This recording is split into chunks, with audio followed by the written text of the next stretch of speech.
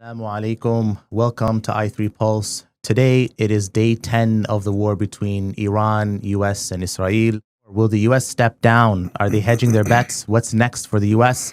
Secondly, has the regime change failed? And how is Trump going to spin this into a victory?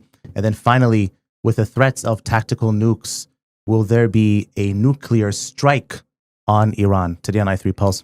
Assalamu alaikum, Sheikh. So, Sheikh, there's a lot of crazy things happening right now. What do we know about Iran's new supreme leader, Mojtaba Khamenei?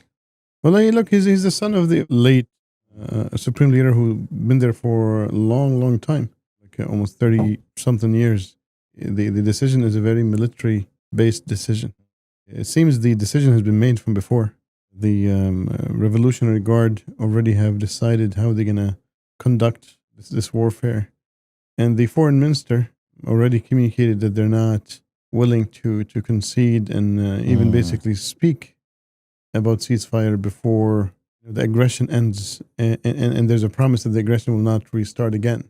Although it is true that Iran's military setup is decentralized, as we've talked about before, this new supreme leader, he lost his father, his mother, his wife, his entire family in these strikes, a lot of his family. Is there any potential of seeing a more hardline, radical Iranian leadership? Lots of the Iranian leadership have lost somebody, either a friend, colleague, family member. And don't forget, in a state formation, in a real institution, you're not going to have one person that moves all the chips. It doesn't work like that. The Iranians have already councils for consultation. Even from a religious perspective, they have. So it's not a one-man show, really. Especially this new younger person coming in. So we shouldn't be carried away with basically one person's, let's say, individual emotional state of affairs. Mr. President, you've said the war is, quote, very complete, but your defense secretary says this is just the beginning. So which is it, and how long should Americans be prepared? Well, I think you could say it both. It's the beginning of building a new country, but they have no Navy, they have no Air Force, they have no anti-aircraft equipment. It's all been blown up. They have no radar. They have no telecommunications. And they have no leadership. It's all gone. So, you could look at that statement. We could call it a tremendous success right now as we leave here. I could call it, or we could go further. And we're going to go further. He's speaking out of two sides of his mouth, right? He's saying that, well, it is the beginning, and then of destroying the country and making it different. But it is complete, and we can claim victory now. So it's a very different type of rhetoric from Donald Trump. Is the president, is the United States of America getting cold feet about where this war is going, that they're not achieving, they're not getting what they want maybe? What does this mean? He was just trying to make sure that his administration doesn't seem conflicted, right? He was just trying to say, well, yeah, because Pete said this is the beginning. He said it's almost done. So he doesn't want to basically make it seem. It's a very political answer. This is like literally a political answer for public consumption. And that's his persona, right? His persona is like, he just laughs at things. And there's no coordination. Everybody says whatever they want to say. It's like a bunch of clowns. Like this administration is different from all other governments on planet Earth.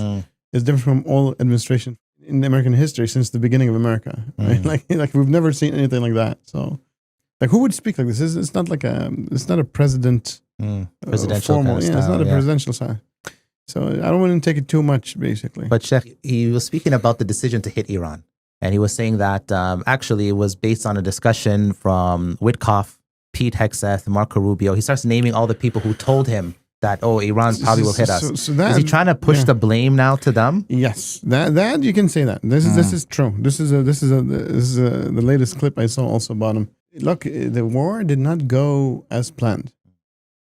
At least not in every sense. There's lots of things actually did go as planned, but not everything. Like what? Because he took out Khamenei, right? What didn't go to plan? Didn't go according to plan. I would say what he would have liked to have is one of two scenarios. Either basically the Iranian regime decapitating under the pressure, right?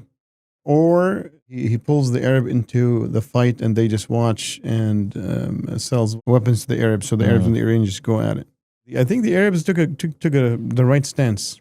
The ex-prime minister of Qatar basically today was quoted saying that, this is what America wants to do. They want to basically push us into the war and then they just escape. and we're not going into the war. Same thing. The Emiratis said the same thing. The Qataris said the same thing. Everybody said the same thing. So that didn't go as planned. The Iranians also have been like really targeting the American soldiers who fled the bases in the Arab countries. So today, they targeted, I think, a hotel in Bahrain that had American personnel. You see what I'm saying? And this is not the first time. Yes. You know, after really targeting all these American bases and first targeting the radars. And this could have been basically because of the help of the Chinese and the Russians. Like they gave them real exact coordinates and stuff like that, and where is where and what's what. But anyway, so they targeted the radars. They blinded lots of stuff. They targeted all these bases. The soldiers basically left these bases, went into the cities. It seems basically the cyber wing of the Iranian army is very strong. They really tracked where these people are, or maybe they have spies across maybe these Gulf countries maybe. But they tracked them and they basically targeted them. The second thing is they depleted lots of the interceptors in the Gulf countries and in Israel. We're seeing the clips, right, of a lot of now the Iranian ballistic missiles just completely raining down on Tel Aviv. Yeah. Like they went hard. Like this is basically the first time I was tell you basically this is a real war, really, where the Iranians really have punished the Israelis. Even Hezbollah, I think, targeted, at least in the morning, it was Hezbollah who said that they targeted the space communication center in Tel Aviv. So they destroyed that. So there's lots of damages. They're using rockets that split close to the target. One rocket becomes 40 different pieces. So that's very hard to really defend from. And they're also saving like their best weaponry, right, for now. Like when they've all depleted the defense systems, they're now just hitting them with the strongest. Well, they're still relying on lots of drones. Yeah, like even today. Yeah, lots of drones, and now they have like not the Shahed drones, not the Shahed 136, another jet propelled drones. It's a little bit. It's still cheap. It's a little bit more expensive than the Shahed one, which is the cheapest. And that's a little bit more precise, a little bit more faster to the target and stuff like that. So the Iranians, like they have their act together. Definitely, I think the blowing up of the fuel storages and the fuel tanks really did lots of environmental damage in Iran. And yeah. Again, I mean, the day looked like night. It looked like nighttime. Yeah. But specifically Israel, how much danger is Israel in now? So they just targeted, it seems, in Tel Aviv, a Mossad cell. Now, there's some rumors basically that some high-ranking Mossad officials were there too. So it's not confirmed, but I just heard that on X before the podcast. And the other thing is basically Ben Gvir. There's rumors that basically he either died or hurt. It could be also propaganda. There's no confirmation on that one too. But they're really striking hard. And Israel's known to suppress a lot of information, right? They're destroying cameras, they're arresting people, they're banning people from even publishing any publications. They've thrown journalists and tortured them in Israel for showing clips of strikes that from the Iranian side. So just recently, basically, again, before the podcast, there was this news about the Israeli intelligence and political high-ranking political officials. They're starting to doubt that they can continue this war. They want to stop it. They're like, we can't handle this anymore. Lots of people are in Ben Gurion airport trying to flee in the thousands. The amount of strikes on Tel Aviv and around the area in central Israel, which is half of the population, the Jewish population lives, have been really struck hard, really. So I do want to play another clip. It's a very interesting interview of the foreign minister of Iran. This is clip number 2. President Trump has not ruled out boots on the ground in Iran. Are you afraid of a U.S. invasion in your country? No, we are waiting for them. You are waiting for the U.S. military to invade the ground troops? Yes, because we are confident that we can confront them, and that would be a big disaster for them. Yeah, this is about 3-4 days ago. Iran, the foreign minister saying Iran is fully ready. So if this war escalates to a ground war, I want to get your thoughts on if that's even a possibility. How would that play out for the U.S.? Look, there's no appetite for the American people to have another war like that, like a full grand invasion. Afghanistan, which is like 1/20th or 1/100th of the strength of Iran, the Americans stayed there for a long time. In Iraq, same thing. I mean, in Iraq, basically, if it wasn't for the Iranians, the Americans would have been in a deep trouble. And Iran is like 4 times, I think, the geographic space of Iraq, right? So it's lots of mountainous areas. It's a huge country. And as we saw, basically, it has lots of provinces, lots of small provinces. Each one has an independent military unit. To be honest, if the Americans go in, it's a disaster. It's going to be a huge disaster for the Americans. Could they win? Sure, that's not the point. The point is basically like what does it mean to define win, define victory? If the Americans go in, they need at least like 100,000, let's say, soldiers. How much casualties are they going to suffer? And don't forget, like this could be another Vietnam for them. That means basically they will not even win at the end, and they'll lose lots of American lives. The Americans are not. There's no mood in America basically for an invasion. So first of all, there's no public support for this. Number two, it will basically be a huge disaster for the Americans. Now, in terms of by the way, which is why they're not doing it. Yeah. Which is why the whole campaign from the beginning is aerial based. What are Trump's options? Right? Is it that he's just gonna try to walk this back, try to get a deal or something, or we've been hearing some rumors about a potential tactical nuclear strike?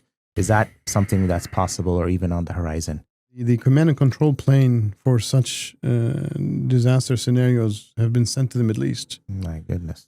So that's one. And number two, the B-52 bombers basically also now are in the UK, if I'm not mistaken, on their way to the Middle East. Like, how do they basically like achieve their objective?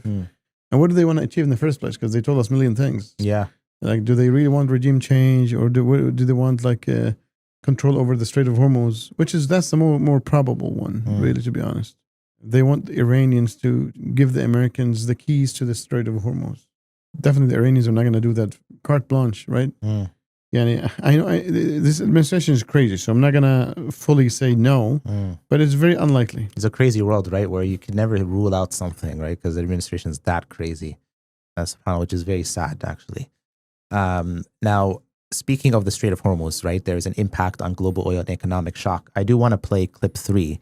This is a short-term disruption for the long-term gain. Short-term pain for the long-term gain. Short-term pain be for long-term gain. We're going to have some short-term pain with long-term gain. Short-term pay for a long-term gain. Like literally, like all the different media channels are saying the same thing, right? They're looking at the price of oil like spiking like crazy per barrel, and they're saying, guys, it's a short-term pain for a long-term gain. So it sounds like they're reading from the same script. Trump. Well, that's usually the way. Like the American media system is controlled by the government. In this scenario, previously you've mentioned that closing it would benefit the U.S. because it will harm China. However, if this conflict continues, how much global, let's say, economic pain can the global system take on? I think it will harm the global economy a lot. The only thing is, the Americans have a huge oil reserves. So would they use that? Is this a plan to make sure that the energy prices in the United States basically is leveled? But what about basically, other countries? I mean, it will hit China the most. But the Chinese will have a deal with the Russians. The prices will still go up. I mean, Russia is not going to give a charity to China. So they will sell them on market prices. And that means the price of oil will be higher to the Chinese. And that means basically many things that China produces will become more expensive. And the energy prices across the world will be very high. I mean, like right now, there's I think one more day of gasoline in the United Kingdom. The people are going to the gas stations right now and trying to fuel as much as they can. They had 2 days since yesterday. So the whole world economy, the global economy, will be hit hard, real hard. Would that be a bad thing though for the Americans in that case, like to hit the entire world? It will be bad also for the Americans. Yes. So how long can that's the US why I said basically the Americans want the key to the Strait of Hormuz, like what goes out. Like they want the Iranians not to sell to the Chinese, just like Venezuela. That's all they want. Like maybe not the whole Strait of Hormuz, but like what they want to have a say on what goes out and where does it go. You see what I'm saying? With the Gulf countries, they have the full say, the Americans, right? But the Iranians is where the problem is, and the Iranians have huge oil reserves, right? One of the biggest in the world. That's why basically they were speaking about Venezuela plus Iran equals 31% of the world reserves of oil. And don't forget, there's something also that maybe we haven't spoken about, is the type of oil that comes out of the ground, right?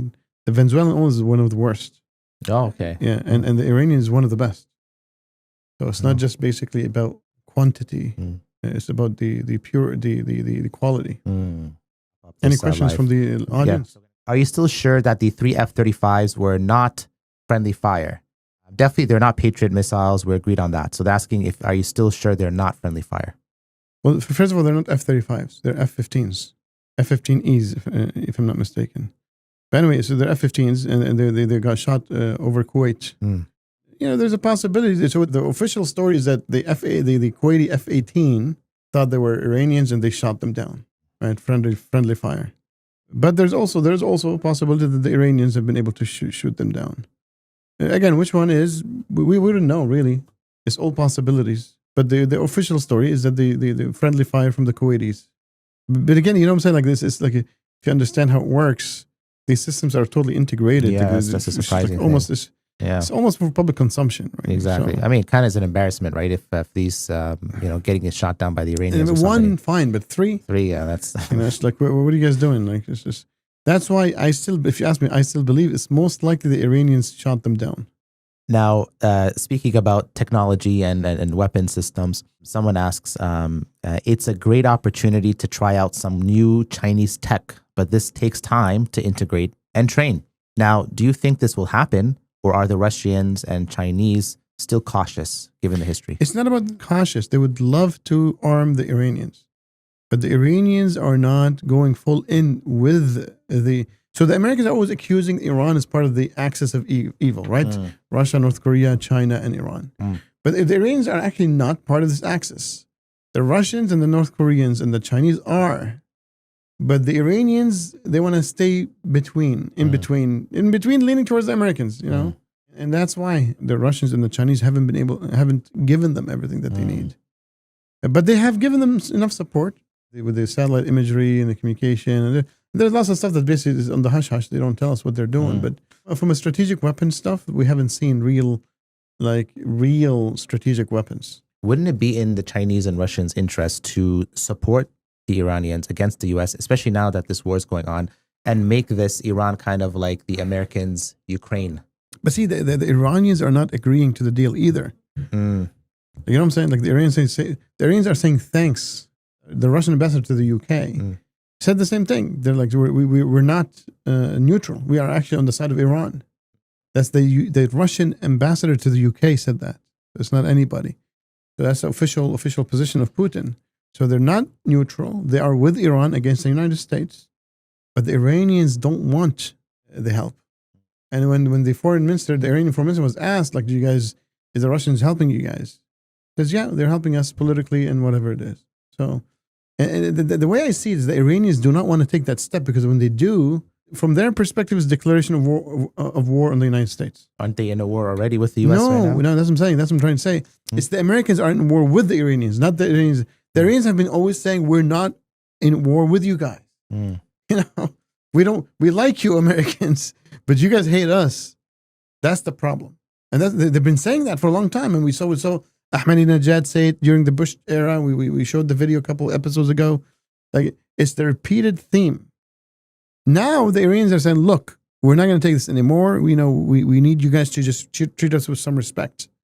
You guys attacked us, destroyed half of the country. So right now we're going to be stubborn. We're not going to deal with you guys until we get some respect. But wouldn't killing, let's say, at minimum 8 U.S. service members constitute war itself? No, because it's not like that. It's like from the Iranians' perspective, it's an act of self-defense. I'm telling you how everybody sees it. You see what I'm saying? Got it. And then if they were to now make the switch, the minute Iran actually makes the full switch with the Chinese and Russia, I think the Americans will. That's when it becomes a different types of war. You see what I'm saying? Because the minute the Iranians become a threat to the global American interest in the Middle East, the Americans will deal with it differently. That's when the tactical nuclear weapons might actually become a little bit, I was saying it's very, very unlikely. That's when it becomes likely. That's crazy, though. Crazy world, right? Like just potentially seeing a tactical nuke being deployed. But forget about the nukes. Yeah. Even basically, like right now, for example, the Trump administration, in its at least formal statement, like we know there's lies all the time, disinformation, but they said that basically they did not like what the Israelis did in bombing these fuel tanks. Yeah. Now, fuel tanks, it's not like you're gonna burn the fuel of the country, but it's causing unnecessary harm to the population. So they still care about the population. They care about the country. They care about they want to utilize it, right? It's not because they love the Iranians. There's no such thing as love in geopolitics, at least from a secular, liberal perspective. It's all about interests. You see what I'm saying? So that shows you that basically they don't want to destroy the country fully. What I'm trying to say is the minute the Iranian regime goes and becomes a Chinese proxy, that's gone. They will bash everything. The electric grid. They'll make life impossible. That's when maybe the ground invasion becomes a bigger possibility. Different ways of looking at this war becomes the norm from an American perspective. And that's why the Iranians they're like, we don't want to step this line. And this is a red line that the Americans have said, like, look, we can beat each other up, but the minute you step across the line and become with the Chinese, we're going to take you as an enemy. Don't forget, like, our analysis has been like there's lots of cooperation between the Iranians and the Americans. Not out of love. This is what people need to understand. People bring like human individual relationships into geopolitics. The Americans, since the beginning of this regime, supported this regime because this regime helps the Americans in, let's say, managing and controlling the region. From their perspective, it's their bulldog against, let's say, the Arab states. It's their bulldog against Israel when they need to. So, it's also their excuse to intervene whenever they need to. So Iran as a country, the existence of this regime in Iran benefits the Americans. Now, the embargo over the years is to make sure that Iran does not get out of hand, does not become very strong. So that's why the embargo is there. It's not like, what I'm saying? There's no love relationship. It's not like there's not alliances. There's agency and proxy status that the U.S. imposed on the Iranians. I'm not saying the Iranians are happy with it. Actually, the Iranians are not happy with it. But this is how the Americans are treating them. And they're saying, look, they're pragmatic. The Iranians are pragmatic. They're like, we can't get out of this formula. Okay, they decided not to go with the Chinese and the Russians, and they decided they don't want to confront the United States. They're like, okay, well, we have to manage and be pragmatic and give in to American interest when we have to, so we can give some and take some. This is the Iranian mind. This is the Iranian geostrategic political mind. As sad as it is, how I explained it, this is what it is. Like now they're saying, look, enough is enough. We're losing all self-respect. But I believe they'll still come to the table and they negotiate a ceasefire, and they just want a little better outcome. That's why they're not going with the Chinese. So it's like, at the end of the day, there's a specific red line that they're fighting for. And then, if that can be kind of smoothed over and figured out, then things can kind of go back to almost business as usual. Yeah, business, exactly. Got a question here. How will the U.S. save face? Will they leave like they left Vietnam or more like Afghanistan? They will have to have some victory. They'll have to have some. They will have to save face. Yeah, definitely. Now, how are they going to do it? Again, Trump could it be like a deal? And Trump will say the greatest deal, biggest deal. We win big. Greatest deal of the century or something like that. And then he just goes home. It's the easy part. Yeah. Guys, just like again, from speaking just for the audience from a political perspective.